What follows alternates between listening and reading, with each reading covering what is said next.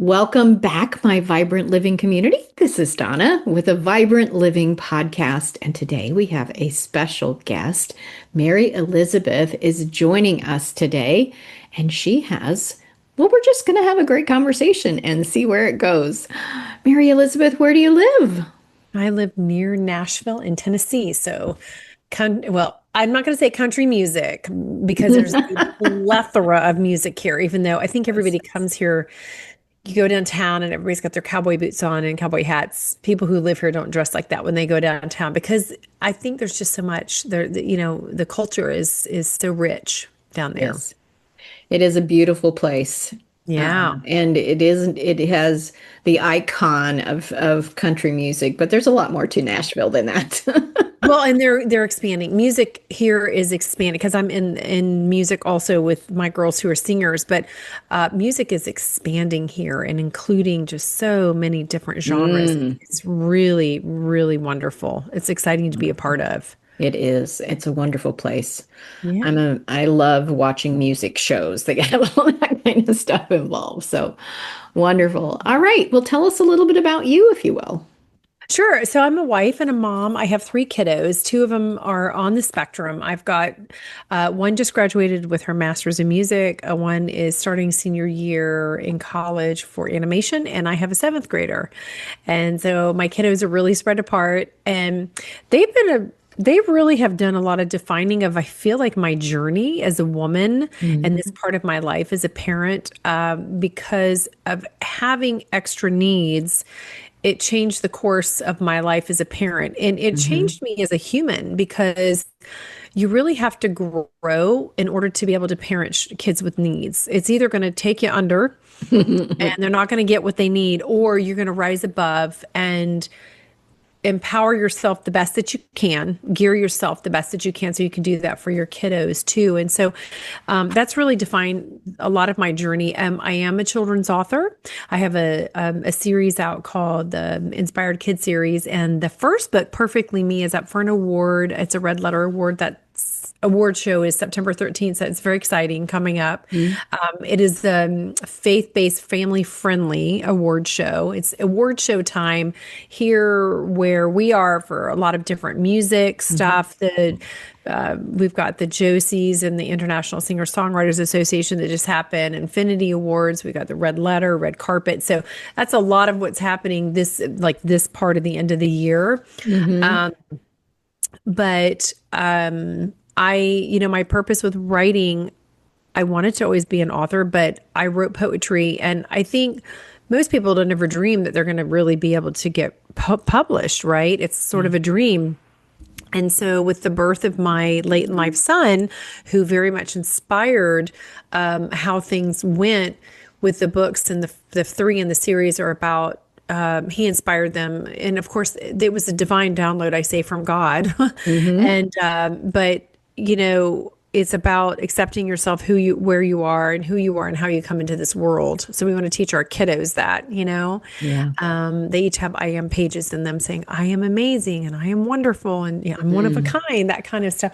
And I have a middle grade reader that's in an editing stage right now, which I'm really excited about. And then I have an adult one, but I'm in about 6 anthologies as well with other authors that are all inspirational stories about overcoming in life in Mhm. various different ways or things. But I also interview people. So I've been doing that for about 7.5 years. And I have a radio show, syndicated radio on Brushwood Media called Cover to Cover, which Donna's going to be on next Mhm. month. Mhm. And I'm very excited about having her on. I have about 350,000 listeners. And it's been a long journey, but every time I go, God, should I be doing this? What I get from God is yes, all the people you meet, it's important. And doing this for others is important. So I'm here still doing it. I love it. Mhm. um, but um, my advocacy journey, I've been advocating since my kiddos were born because of the needs they've had. But then my middle daughter had some trauma she experienced in school. So that changed my path as an advocate, to seek out to change law, to create law, Yeah. to better protect children. And then I went to Vanderbilt and got certified. So I am a certified special needs disability advocate because I wanted to know law and the rights that I had, my children had, and what families have, what others have. So I didn't see that for myself. I used to go into schools and help families get services.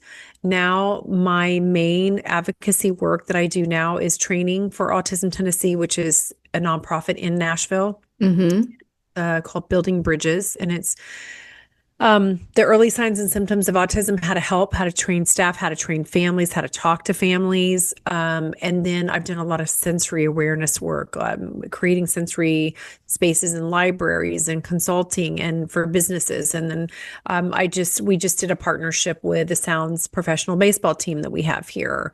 So I didn't see that either, but Yeah. it's been a really nice way to advocate and be creative. And I really have loved that part of it because I think there's no boundaries for that kind of stuff. And we have to talk about things and we have to, as an advocate, we have to keep bringing things up and bringing that awareness out wherever we can.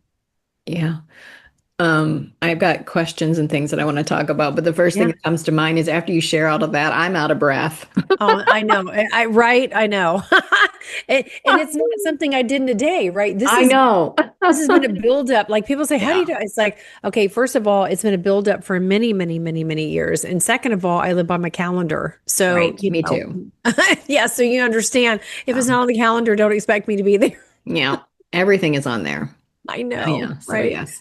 So that I can be where I need to be. I often say the most important things are on my calendar. So would you like to be on it? Because that's Um, I like that. That's a great one. and because it's important to know it's not that scheduling what's most important in my life and creating space for it. Therefore, I use my calendar to do that so that I can do all the things that God's called me to do and where He's leading me and things like that.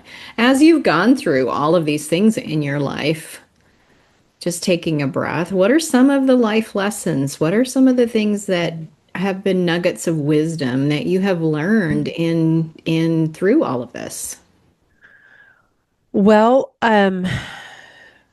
resiliency is a big one, I want to say, and teaching that to my children as well. Um, Learning boundaries, learning having to reach deep down in yourself inside you to see what you're made of, Hmm. you know, because it's made me a stronger person.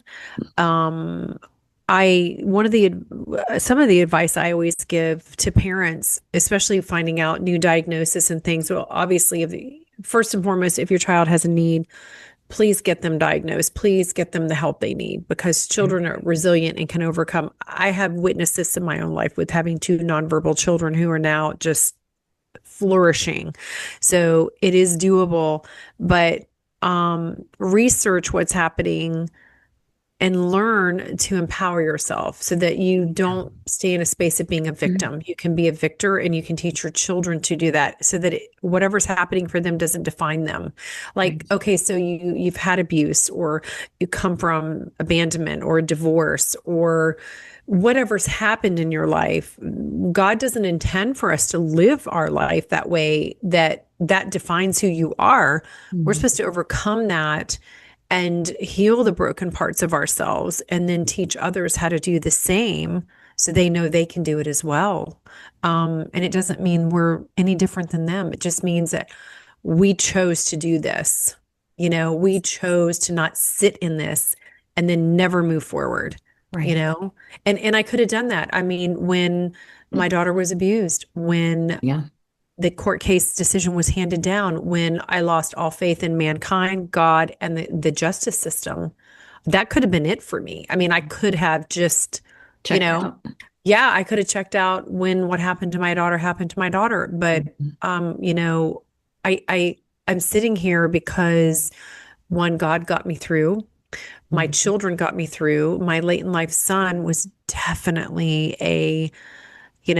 that was not in my plans. It was in God's plans because he knew I needed that.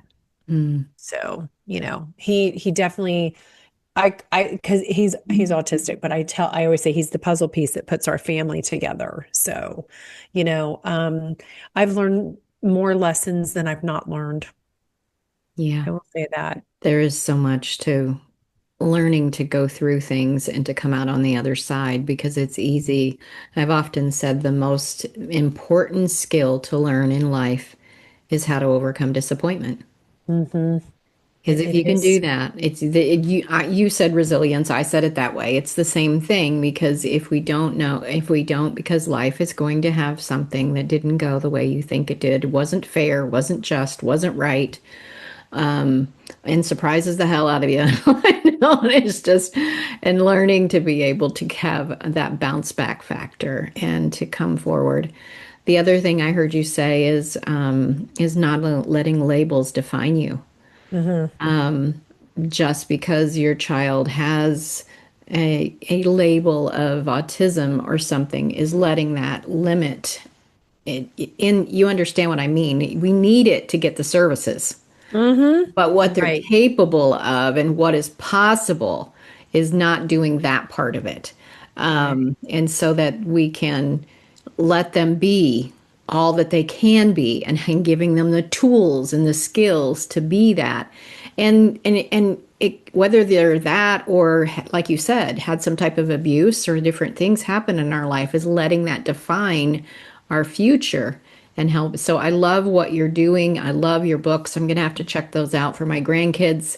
And perhaps I can get those links and put them in the show notes too, so people can look at those and see because our kids, there's so much negative input. Having good input into their life is vital.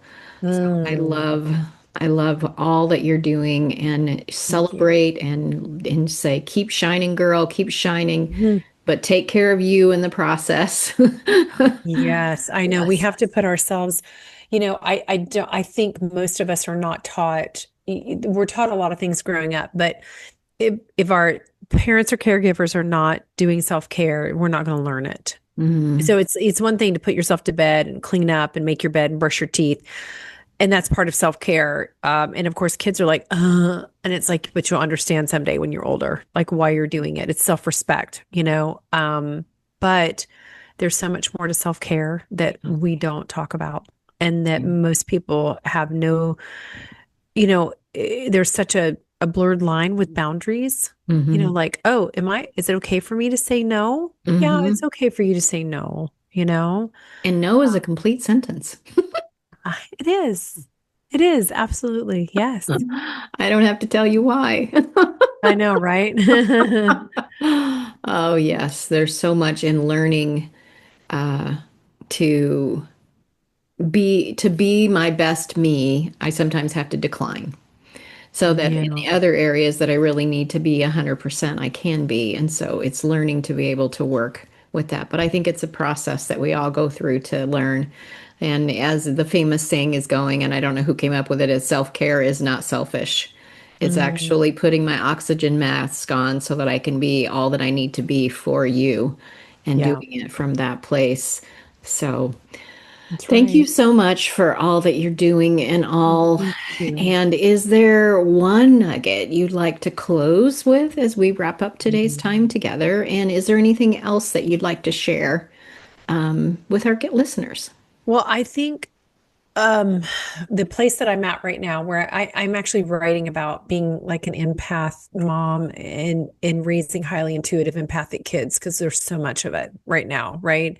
But I think I think something that's really important right now to me is the self-love and self-care and what does God want us doing? God wants us loving ourselves and loving our neighbors, our friends, our people maybe we don't necessarily like them, Hmm. but we need to kind of see, can I kind of look at life from their place where they're at? And can that maybe allow me a little bit of compassion toward them Yeah. so I can forgive if I need to forgive? So I think, if you can't forgive yourself and you can't heal yourself, you're always going to be running from something. Hmm. You're never going to feel at home right where you are. And I think that's, you can still travel the world, you can run marathons, but it's very important for us to feel at home right where we are. Could change the world with a dose of kindness. Oh, Absolutely. absolutely. Absolutely. Absolutely. So much of the world has forgotten what we're supposed to be doing, and that's what we're supposed to be doing, right? So how can people get in touch with you? Well, they can go to maryejackson.com. That's my website. Mhm. You can go to, and I think there's a link there to my radio show. It airs every Saturday and Sunday, 12 to 12:30 p.m. Eastern time. But I have about 136 episodes up there. So if you just go to the link, it'll take you and you can listen to other episodes. And then I'm on social media, Mary Elizabeth Jackson on Facebook and LinkedIn and X and Insta and TikTok and Blue Sky and Threads. I think that's it. Yes. Because I know I can't remember them all Mhm. until I start putting my shows out, but I'm on all there to share the interviews and the shows. Yeah, I So, understand. I understand. yeah. Well, thank you for all you're doing, and I'll look forward to hearing and talking to you soon on your show Yes. as well as sharing your story with my community and beyond. All So right. thank Thank you you very so much. much. Thank you. Have a blessed day, everyone. What an incredible woman. I hope you check out her books and all of her social media links and find out more about being resilient and all that she's doing to help our kiddos, as she puts it. Thank you for being part of the Vibrant Living community. As always, I am here to support you in your mission, in your passion, and to do it vibrantly from a place of grace and ease. Click the link if we haven't talked and have a conversation. I call it my wisdom consultation because God will be present, wisdom will come in areas that will surprise you. I bless you. Thank you again, and share this with someone you love. Until then, bye for now.